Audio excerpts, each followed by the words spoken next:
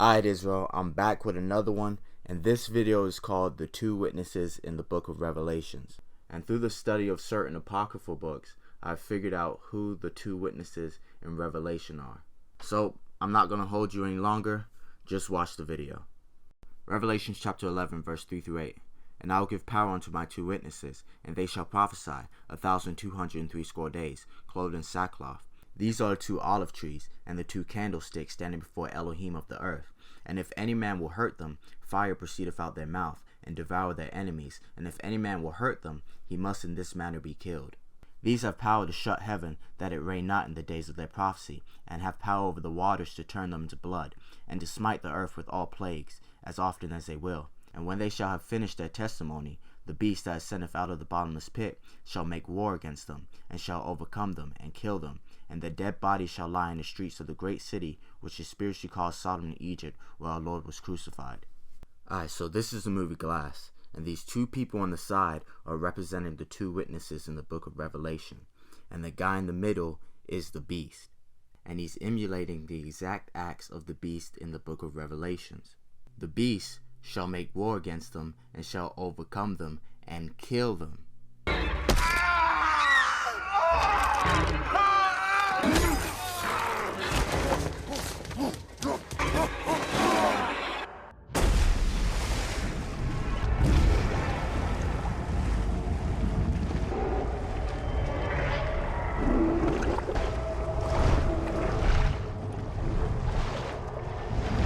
And their dead bodies shall lie in the streets of the great city, which is spiritually called Sodom and Egypt, where our Lord was crucified.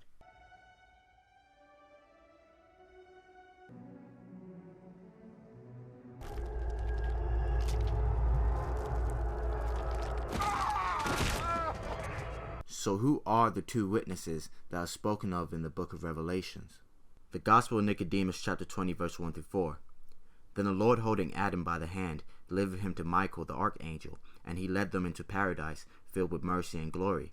And two very ancient men met them, and were asked by the saints, Who are ye, who have not yet been with us in hell, and have had your bodies placed in paradise? One of them answering said, I am Enoch, who was translated by the word of Elohim, and this man who is with me is Elijah, the Tishbite, who was translated in a fiery chariot. Here we have hitherto been, and have not tasted death, but are now about to return at the coming of the Antichrist, being armed with divine signs and miracles, to engage with him in battle, and to be slain by him at Jerusalem, and to be taken up alive again in the clouds, after 3 days and a half. So the two witnesses in Revelation are Enoch and Elijah from the Old Testament, according to the Gospels of Nicodemus. And what's so reassuring about my theory that this movie is all about the two witnesses and the beast is that the name of the character Samuel L. Jackson played was Elijah Price, strengthening my argument that this movie was about the two witnesses and the beast. The beast is a sentient creature who represents the highest form of human's evolution. He believes the time of ordinary humanity is over. So this beast believes that the time of ordinary humanity is over. So let's see some of the miracles the beast would do in order to flip ordinary humanity on its head. The Apocalypse of Elijah chapter 3 verse 6 through 10. He will say to the sun, Fall, and it will fall. He will say, Shine, and it will do it. He will say, Darken, and it will do it. He will say to the moon, Become bloody, and it will do it. He will go forth from them from the sky. He will walk upon the sea and the rivers as upon dry land. He will cause the lame to walk. He will cause the deaf to hear. He will cause the dumb to speak. He will cause the blind to see. The leper he will cleanse. The ill he will heal. The demons he will cast out. He will multiply his signs and his wonders in the presence of everyone. He will do the works which Mashiach did, except for raising the dead alone. In this you will know that he is the son of lawlessness, because he is unable to give life. So when everyone sees the works of the Antichrist, ordinary humanity will be over. That's why he said, You will be in the presence of something greater. Because when you see the capabilities of the Antichrist, you know that you're not looking at a mere human, but something superior. It's almost over. So he says it's almost over, basically informing us time's up. the Antichrist will be here shortly. The beast is gonna come for you guys any minute now. If you look carefully when he shuts the door, you'll notice there's symbols on them. So right here is an X. And over here, we have a symbol that looks like a weird W. And then here, you'll see this white hook-looking symbol. So these symbols put together make the Greek letters Chi Psi Stigma. So there's Chi, here's Psi, and there's Stigma. And as I explained multiple times in all my other videos, Chi Psi Stigma was the original letters that John saw before they translated the book and made it 666. And the Greek letters Chi Psi Stigma looks extraordinarily similar to the Arabic words in the name of Allah. So what's almost here? Allah, the Antichrist, the Islamic takeover.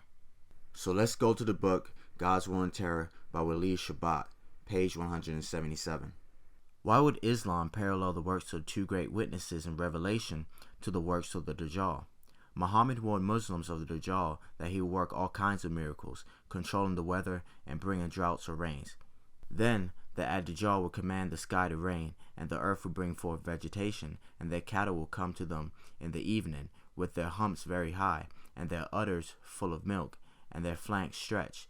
The false Messiah is the liar who leads people astray, the Messiah of misguidance who will tempt people by the means of signs that he is given, such as bringing down rain, reviving the earth to bring forth vegetation, and other miracles. Yet the Bible, in nearly an identical fashion, portrays the great works of the two witnesses as being able to have power to shut heaven that it rain not in the days of their prophecy, and have power over waters to turn them to blood, and to smite the earth with all plagues as often as they will. Islam is set up to kill the two witnesses that testify of the coming of Mashiach. In the book of Revelations, we find the description of the two eschatological characters. In brief, they are two Old Testament prophets who appear in Jerusalem a couple years prior to the return of Mashiach during the reign of the Antichrist. They will be identified as great miracle workers. The two witnesses will fulfill a forerunning role similar to the ministry of John the Baptist, who prepared the people for the first coming of Mashiach in the 1st century. In light of the confluence of these traditions and scriptures, consider now the following scenario. The city of Jerusalem is under either the complete or partial control of Muslim Caliph. During this time, two Jewish individuals emerge on the scene and begin to declare that the Mahdi is the deceiver and the chief henchman of Satan. They declare that Jesus of Nazareth is indeed the Messiah, the Son of God, and the only true way of salvation. They declare that Islam is a sham and the religion of the devil. In the midst of this, these individuals work great miracles and have great success in winning many people to their cause. Not only will these individuals be Messianic Jews who proclaim that Jesus is Messiah, but they will also literally claim to be Old Testament prophets of Jehovah. In all of this, these individuals will fulfill many of the Muslim apocalyptic traditions and expectations of the Dajjal, or deceivers to come. Clearly, these individuals will be immediately branded by Muslims as being Dajjals, and their deaths will be sought with ferocity that we cannot imagine. Page 176.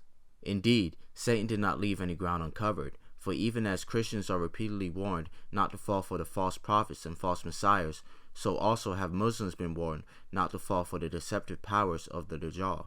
He is said to be a great deceiver who will have miraculous powers and will temporarily hold power over the whole earth. Page 180. As we read the narrative about the two witnesses, we see that after these two prophets are killed by the Antichrist, their dead bodies are left on display in the streets of Jerusalem. This practice of displaying the dead bodies of enemies or criminals in public places is distinctly Islamic practice and is still done to this day. In typical Palestinian fashion, the two witnesses are finally killed and their bodies are desecrated. Oftentimes, the bodies are even dragged through the streets for all to see. Of course, most of us still remember the stripped body of the U.S. soldier that was dragged through the streets of Mogadishu in 1993, or the charred bodies of Americans strung up in Iraq. The purpose of these acts is to shame the dead and to scare any others who might consider committing a similar crime. Page 181. Beyond the fact that Islam has a long-standing pattern of publicly displaying dead bodies after killing them in accordance with Islamic law, we also see that after the two witnesses are killed, that the people will celebrate their deaths as if it were Christmas, and they that dwell upon the earth shall rejoice over them, and make merry, and shall send gifts to one another. Revelations 11:10. Almost no one will forget the TV images of Muslims from Kabul to Kuala Lumpur, from Amman to Tehran, whatever, I butcher those names, but just bear with me, dancing in the streets and celebrating after 9/11. In Palestine, we saw candy being given away in the streets until Yasser Arafat threatened the lives of AP reporters to stop showing what was really taking place. This type of, not sure what that says, the taking of pleasure and rejoicing in misfortune and pain of non-Muslims is an ever-present reality throughout the Muslim world. It is not even uncommon to see or hear the mothers of suicide bombers celebrating the fact that their child was able to kill some enemies of Islam. How much more if the greatest thorns in the side of the Islamic world were both killed on the same day? The Muslim world would virtually explode with joy and songs of excitement. I can see the party streamers and confetti even now. And so, in both the public display of the dead, as well as the giving of gifts to celebrate the deaths of infidels, we see distinctly Islamic practices. It should now be clear to everyone that Islam has taken those things that the Bible calls evil and has made them good. Islam has taken the biblical Antichrist and has made him its Messiah. Yet Islam has taken the biblical Messiah and has made him the Antichrist. This is the backwards world of Islam. Islam is a reversalist religion. As John Calvin, the Protestant reformer, rightly observed, that was the gospel of Muhammad, to turn all things upside down and to bring all things into confusion.